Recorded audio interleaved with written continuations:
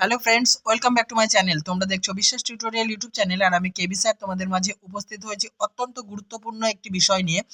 মাধ্যমিক পরীক্ষার্থীদের জন্য এবং যে সমস্ত বন্ধুরা আগামীতে মাদ্রাসা সার্ভিস কমিশন এবং এসএলএসটি পরীক্ষা দেবে তাদের জন্য আমি দশম শ্রেণীর সিলেবাসের অন্তর্গত, শুধুমাত্র দশম শ্রেণীর সিলেবাসের অন্তর্গত যে সমস্ত ব্যাকরণগুলি রয়েছে, টেস্ট পেপার অনুযায়ী সেই ব্যাকরণগুলি তোমাদের সামনে পরপর সলভ করে আমি তোমাদের সামনে উপস্থাপন করব। চলো দেরি না করে তাহলে এই মূল্যবান ব্যাকরণের ক্লাসটি দেখে নেওয়া যাক। দেখো, প্রথম প্রশ্ন, সন্ধি ও সমাসের একটি পার্থক্য লেখো। উত্তর, সন্ধিতে বর্ণের সঙ্গে বর্ণের মিলন ঘটে, কিন্তু সমাসে পদের সঙ্গে পদের মিলন ঘটে। নেক্সট, গাড়ি চলে এই বাক্যটি কোন বাচ্যের উদাহরণ? এটি কর্মকর্তৃ বাচ্যের উদাহরণ। দেখো, গাড়ি চলে, শাক বাজে, ঘন্টা বাজে, কাসর বাজে, ঢাক বাজে, বাঁশি বাজে, এ ধরনের সমস্ত কিছুই কিন্তু কর্মকর্তৃ বাচ্যের উদাহরণ। নেক্সট, একটি অনুজ্ঞাসূচক বাক্যের উদাহরণ দাও। আমাকে কিছু খেতে দাও, এটি অনুজ্ঞাসূচক বাক্য। পরের প্রশ্ন উত্তর, কলকাতা আমরা একসঙ্গে যাচ্ছি বেড়াতে বাক্য নির্মাণের কোন শর্ত এখানে লঙ্ঘন করা হয়েছে?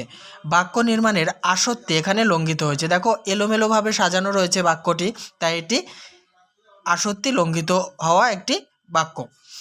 তা নেক্সট প্রশ্ন, ব্যাসবাক্য সহ সমাস নির্ণয় করো।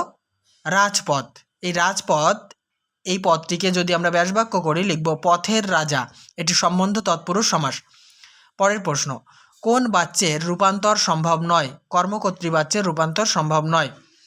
নেক্সট প্রশ্ন, কথাটা ছড়িয়ে পড়ল না বাচক অর্থাৎ নেতিবাচক বাক্যে রূপান্তর করতে বলা হয়েছে, কথাটা গোপন থাকলো না। পরের প্রশ্ন, নির্দেশক বলতে কি বোঝো? যে সমস্ত চিহ্ন এক বচন বা বহু বচনকে নির্দেশ করে তাকে নির্দেশক বলে, যেমন টিটা, খানাখানি, গুলোগুলি, এগুলি হচ্ছে নির্দেশক। পরের প্রশ্ন, নিত্য সমাস কাকে বলে? যে সমাসের সাধারণ নিয়মে ব্যাসবাক্য হয় না কিংবা ব্যাসবাক্য নির্ণয় করতে গেলে অন্য পদের প্রয়োজন পড়ে তাকে নিত্য সমাস বলে। নেক্সট, বাক্যে ব্যবহৃত অপ্রাণীবাচক কর্মপদটির নাম কি? বাক্যে ব্যবহৃত অপ্রাণীবাচক কর্মপদটির নাম মুখ্য কর্ম, আর যেটি প্রাণীবাচক সেটা হচ্ছে গৌণ কর্ম। এবারে আমরা জানব অনুক্ত কর্তা। কর্মবাচ্য এবং ভাববাচ্যের কর্তা প্রধান রূপে উক্ত হয় না, তাই একে অনুক্ত কর্তা বলা হয়। এর পরেও আমরা অনুক্ত কর্তা আলাদাভাবে সংজ্ঞা দেওয়ার চেষ্টা করেছি। দেখো, যখন কোনো বাক্যে কর্তা প্রধানভাবে উক্ত হয় না তাকে অনুক্ত কর্তা বলা হয়। উদাহরণটি দেখে নাও, আমার লেখা হয়েছে, এটি অনুক্ত কর্তা, মানে অনুক্ত কর্তার উদাহরণ এটি। অনুসর্গের অপর দুটি নাম লেখো, অত্যন্ত গুরুত্বপূর্ণ। অনুসর্গের অপর দুটি নাম হচ্ছে পরসর্গ এবং কর্মপ্রবচনীয়। নেক্সট প্রশ্ন, সে কলকাতা থেকে আসবে কারক বিভক্তি অনুসর্গ নির্ণয় করো। এই যে কলকাতা থেকে, এই সম্পূর্ণ পদটির ওপরে মানে নিচে দাগ রয়েছে, এটি অপাদান কারকের থেকে অনুসর্গ। নেক্সট, কোন সমাসে পূর্বপদ প্রধান হয়? অব্যয়ীভাব সমাসে পূর্বপদ প্রধান হয়। 2.4.5 অপাদান কারকে অন্তস্থ বিভক্তির একটি উদাহরণ চেয়েছে। টাকায় টাকা হয়। দেখো, আমি বলে নিই, আমি টাইপিংয়ের ক্ষেত্রে কোনো শব্দের তলায় দাগ দেওয়া আমার একটু সমস্যা, তো সেই জন্য আমি কিন্তু ব্যাকেটে লিখি, ঠিক আছে? এর তলায় দাগ আছে, টাকায় টাকা হয়, এই টাকায় শব্দটির তলায় দাগ, এটি অপাদান কারকে অন্তস্থ বিভক্তি। নেক্সট, নৌকাটি বেশি বড় নয় সদর্থক বাক্যে পরিণত করো, বা হ্যাঁ সূচক বাক্য বা অস্তর্থক বাক্যে পরিণত করো। এটি হচ্ছে নৌকাটি ছোট। নেক্সট প্রশ্ন, সরল বাক্য কাকে বলে? উদাহরণ দাও।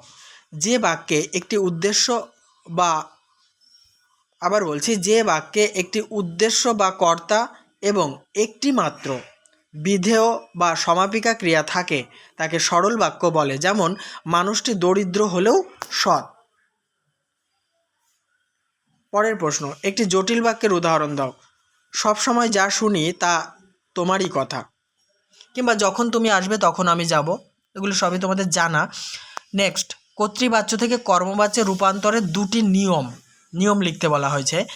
1 নম্বর দেখো, কর্তৃবাচ্যের কর্তাকে র এর বিভক্তি যুক্ত করতে হয় এবং প্রায় সব ক্ষেত্রেই দ্বারা দিয়া অনুসর্গ বসাতে হয়। মানে যখন কর্মবাচ্যে পরিণত করব কর্তৃবাচ্য থেকে, তখন কিন্তু দ্বারা দিয়া এগুলি এরকম অনুসর্গ বসাতে হবে। 2 নম্বর নিয়ম, কর্তৃবাচ্যের কর্মটি কর্মবাচ্যে উদ্দেশ্য পদ বা কর্তা রূপে প্রতিপন্ন হয়। নেক্সট, কর্মবাচ্য ও ভাববাচ্যের পার্থক্য। কর্মবাচ্যে কর্তার ঠিক পরেই দ্বারা বা কর্তৃক শব্দটি বসে, কিন্তু ভাববাচ্যের ক্ষেত্রে সেটা বসে না। এই ভাববাচ্য আর কর্মবাচ্য পার্থক্য প্রায় নেই বললেই চলে, শুধুমাত্র ওই কর্মবাচ্যের ঠিক পরেই দ্বারা বা কর্তৃক শব্দটি বসে, আর ভাববাচ্যের ক্ষেত্রে সেটা বসে না। তাহলে বন্ধুরা, এই পর্বের অর্থাৎ প্রথম পর্বের ব্যাকরণ সম্পর্কিত ক্লাস আমি শেষ করলাম। ব্যাকরণ থেকে এরকম করে পর্ব ধরে ধরে আমি প্রতিনিয়ত আলোচনা করব, সমস্ত বিষয়ই তোমাদের সামনে উপস্থাপন করার চেষ্টা করছি। তাই চ্যানেলটিকে সাবস্ক্রাইব করে অল করে দাও এরকম মূল্যবান ক্লাস পাওয়ার জন্য। আর ভিডিওটি ভালো লাগলে অবশ্যই লাইক, কমেন্ট এবং শেয়ার করো।